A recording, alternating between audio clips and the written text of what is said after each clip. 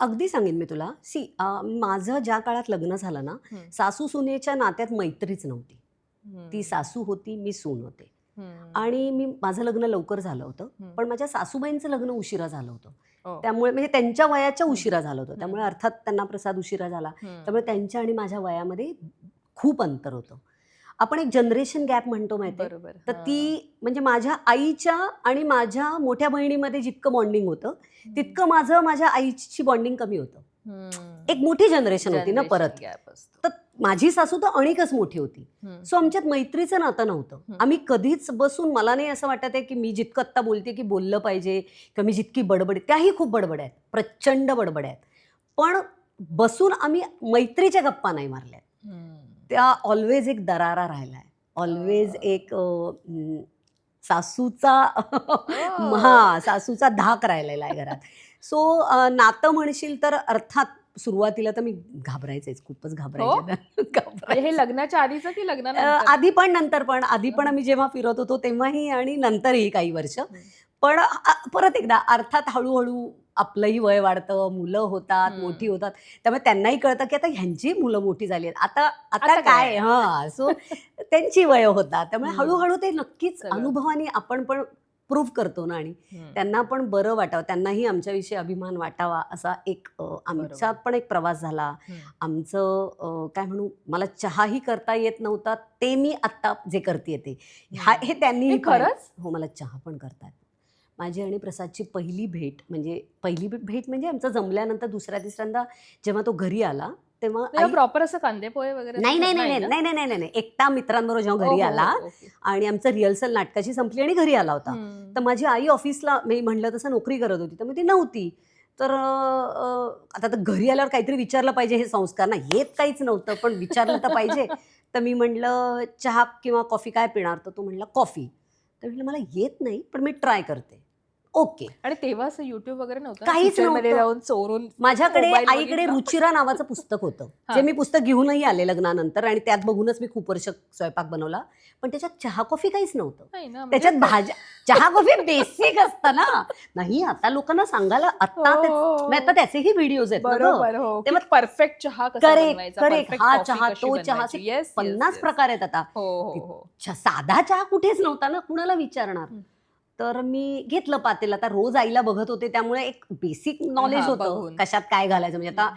चहामध्ये काय पोहेच घालायचे एवढी एवढी बिनडोक मी नव्हते ना. हां. चहा पावडर हं, घाला वगैरे. हं.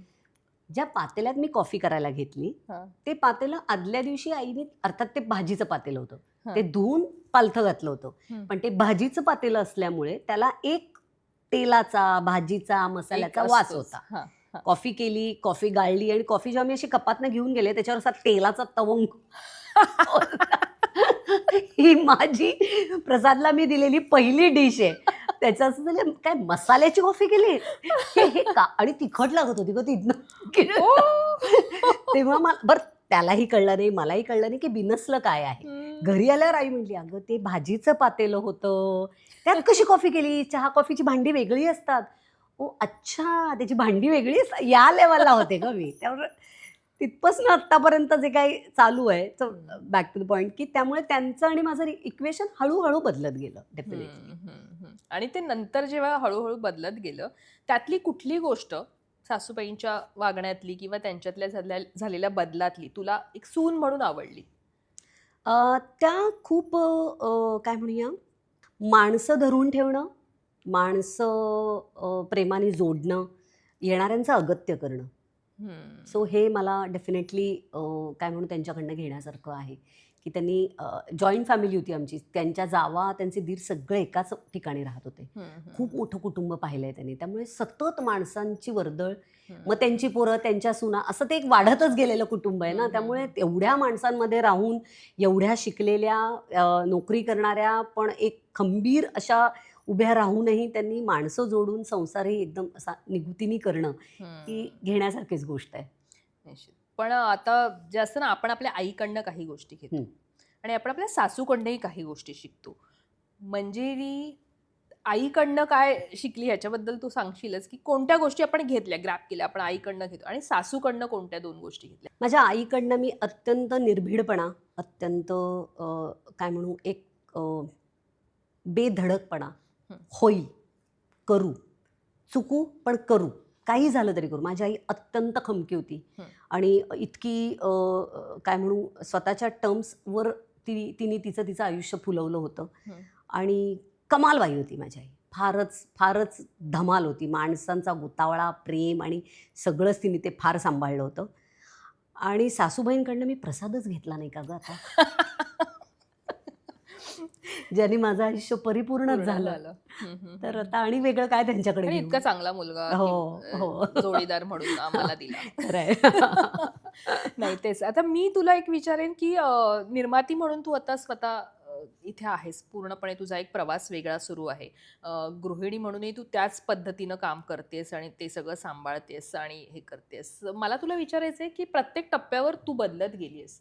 तू आज जर मागे 10 वर्ष किंवा 15 वर्ष, 20 वर्ष जाऊन मागे बघशील, तर तो मंजिरीचा जो प्रवास आहे, त्या मंजिरीचा, त्या आत्ताच्या मंजिरीचा, यातला तुला एक मोठा बदल तुझ्यामध्ये कोणता जाणवतो, जो आवर्जून आज तुला सगळ्या स्त्रियांसोबत शेअर करायला आवडेल? माझ्याकडनं एक बारीकशी चूक झाली असं म्हणू शकते मी, की मला असं वाटतं की मी आत्ता जी आहे प्रणाली, तीच मी माझ्या यंग एजमध्ये होते. सेम. हां. पण मधला जो एक काळ येतो ना आपल्या आयुष्यात, प्रत्येक बाईच्या ना वेगवेगळ्या टप्प्यावर वेगवेगळे स्वभाव होतात. तू लक्षात तुझ्या आलं असेल तर हो. लग्न झाल्या एक होतं, लग्नाला काही बरं. वर्षांनी होतं, पोरं थोडीशी मोठी झाल्यावर होतं. वेगवेगळ्या काळात स्वभाव बदलत जातात बायकांचे. तो एक जो मधला काळ होता ना, तो खूपच असा काय म्हणूया, मनाला लावून घेणारा किंवा दुःख वाटणारा, कुणीही काही बोललं तरी लागणारं, हं. एक सोशिक होऊन गेला, कुणी काही बोलतंय आणि ऐकून घेतेय, असा माझा एक मधला काळ गेला.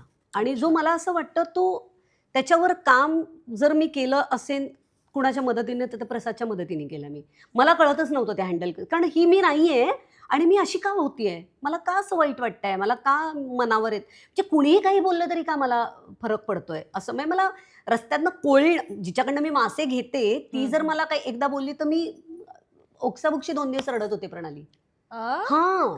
सो हळू-हळू मला आता कळतंय, की तुमच्या त्या काळातल्या इमोशनल अप्स अँड डाउन्समध्ये तुमच्या बरोबर कोणीतरी असणं अत्यंत गरजेचं आहे. बरोबर. तर मला असं वाटतं त्यावेळेला प्रसाद होता, म्हणून मी त्याला फाईट करू शकले कदाचित. आणि परत मी जी आत्ता आली ती पहिली जी होती ती आली. हं. नाहीतर मला अवघड गेलं असतं. नाहीतर मग यातनंच डिप्रेशन येतं, यातनंच एकटेपणा येतो, यातनंच आपलं कोणीच नाही.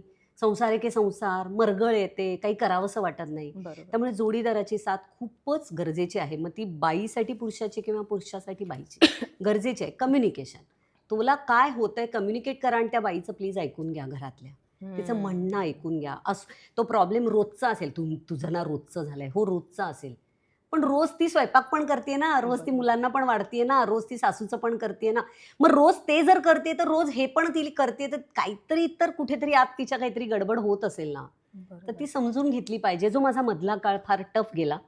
पण नाऊ आय एम ओके. आणि मला असं वाटतं तो फरक हा आहे, की 10 वर्षांपूर्वीची जी मी आहे ती मला असं वाटतं मी आता परत स्वतःला सापडली. सापडली. बरं मला आता तुझ्या जोडीदार म्हणून हा शब्द काढलास, की आता मुलालाही त्याची पार्टनर मिळाली. सो तू आणि प्रसादने ना जोडीदार म्हणून एक केलेला प्रवास आहे, जो तुमच्या सांगण्यातनं बऱ्याचदा आमच्या समोर आलेला आहे, की याच्यामुळे आम्ही एकमेकांच्या सोबत इतकं स्ट्रॉंगली राहिलो, हे आता आम्ही आयुष्य जगतोय, हे इतकं आम्ही छान पद्धतीने सगळं सावरलंय, करतोय, कारण खूप संघर्षातनं तुम्ही आलेला आहात, जसं तू म्हणालीस तसं. सो आत्ता आपला मुलगा लग्न करतोय, ते एक असतं ना आई-वडिलांच्या डोक्यात, की तू कसं वागलं पाहिजे? तू किंवा ते आपण त्याला सांगत नाही, कारण ती सांगणं म्हटल्यावर मुलांना असं हां, आता काय आता आमचं हे वेगळं आहे, तुमचं वेगळं आहे. पण ते आपण असतं ना, की आई-वडील म्हणून ते एक आपल्याला वाटतं, की या दोघांनी यांच्या लाईफमध्ये ही गोष्ट बॅलन्स ठेवावी. घ्यावं काय तर माझ्या आणि प्रसाद मधलं रिलेशन त्यांनी जे समोर पाहिले ते त्यांनी ऑटोमॅटिक घेतलंय. हं, मला वेगळं त्यांना संस्कार कशाला म्हणतो ना आपण. हं, मुलं आईवडिलांना बघत पुढे त्यांच्यासाठी पहिला गुरु हा घरातले आईवडील असतात. हं. ते जसं वागतील, ते जे एक्झाम्पल सेट करतील तेच पोरं करणार आहेत. हं. त्यामुळे ऑटोमॅटिकली जसं तो म्हटला, की तुम्ही कसं स्ट्रगल केलात ना, तुम्ही कसं लवकर लग्न करून सेटल, तसंच मला पण करायचं. ते हे काय आम्ही त्याला सांगायला नाही गेलो. बरोबर. हे त्यांनी घेतलं. हं. तसंच त्याला जे दिसतंय, की काय केलं पाहिजे, काय असलं पाहिजे, पण तू म्हणतेस असं की आपण सांगायला नाही जात, पण मी सांगते. मी माझ्या मोठ्या मुलाला सांगितलंय, काहीही झालं तरी तिला आमच्यासमोर ओरडायचं नाही. तिचा खूप अपमान हा महत्वाचं आहे. आमच्यासमोर करायचा नाही. आणि दुसरी गोष्ट, तो मुळात आत्ताची वाईस वर्षा जनरेशन, पण असलं हो पाहिजे, हो वाईस वर्षा. आणि आत्ताची जनरेशन अशी आहे की खरं तर त्यांना हे कळतं. त्यांना हे नाही कळत असं नाहीये, पोरही आता समजूतदार आहेत. बरं.